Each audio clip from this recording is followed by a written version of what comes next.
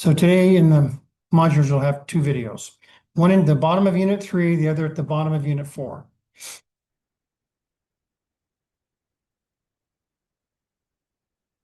Okay, now temperature, everyone's familiar with temperature. Most of the time you're working in degrees Fahrenheit, which is the common non-metric temperature unit. And it was based on very arbitrary, long time ago, very arbitrary, probably by some king who decided that they wanted water to freeze at 32 degrees and to boil at 220, something arbitrary. Celsius, degrees C, is not arbitrary. Celsius is based on water freezing and boiling again, but it's much more decimal base. Okay. So Celsius or centigrade, you'll see it sometimes centigrade, boils at boils at 100 at 1 atmosphere of pressure. So here it would not boil at 100. It probably, because we're above sea level here, so it'd probably boil at 98 or 99, something like that. And the water freezes at 0 degrees. So there's a 100-point spread between freezing and boiling. That's where the decimal part comes in. As opposed to Fahrenheit, it's 32 to 212. Just kind of a weird spread. Okay, now temperature is a measurement of movement or kinetic energy. And it's the metric used. So if temperature is higher or lower, that'll tell you the kinetic energy is higher or lower. When I say kinetic energy, that's the energy of movement. In your next class, you can actually talk about how fast atoms and molecules are moving in a given solution. And it's based upon temperature. Now,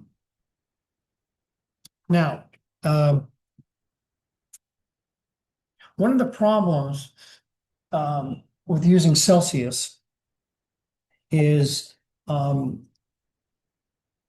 you're down to something called absolute zero, everything has kinetic energy.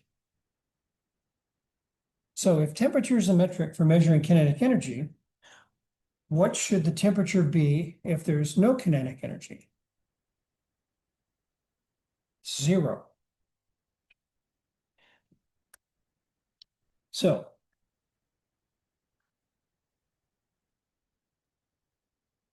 kinetic energy is 1/2 the mass times velocity squared. So the velocity is part of the measurement of kinetic energy. So if your velocity of the molecule is 0, that means your temperature is minus 273 degrees Celsius, minus that cold.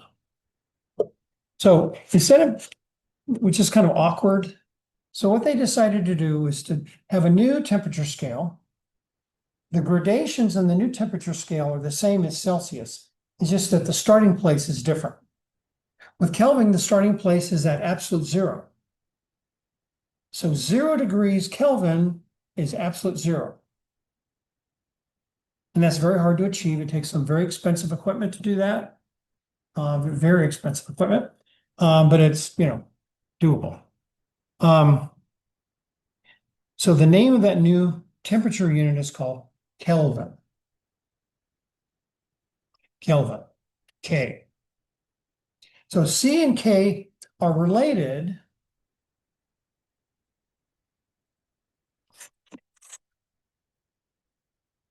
through 273, just like pH and pOH through 14.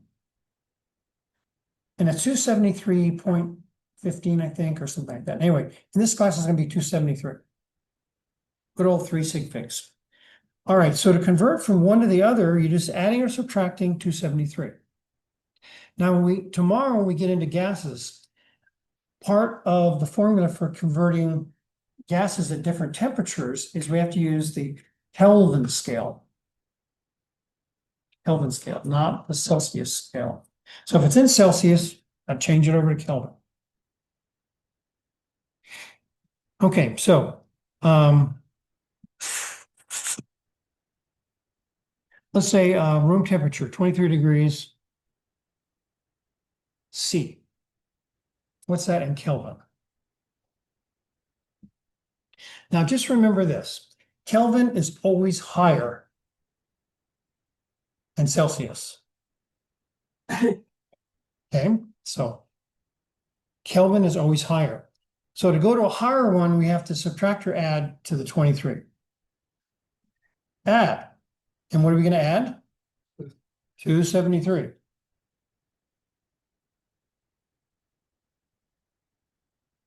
That'll be Kelvin. So what is that? That's 296 Kelvin.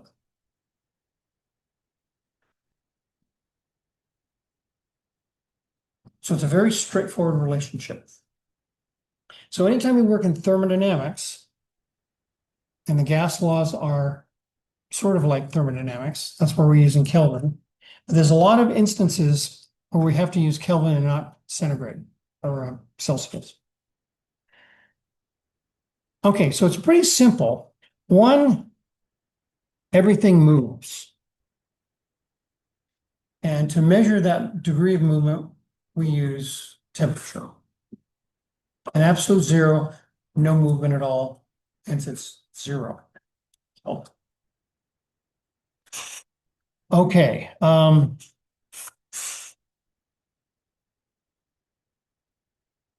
So, and then Kelvin's always higher. So if we have want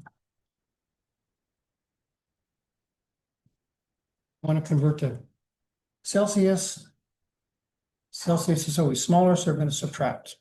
It's going to be 314, 273. So what is that? That's 27.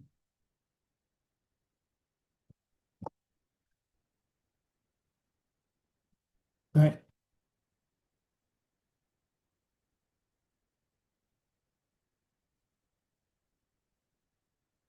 So it's very simple calculation.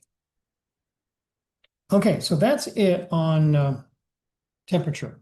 That'll get us have a good start for tomorrow when we talk about gases.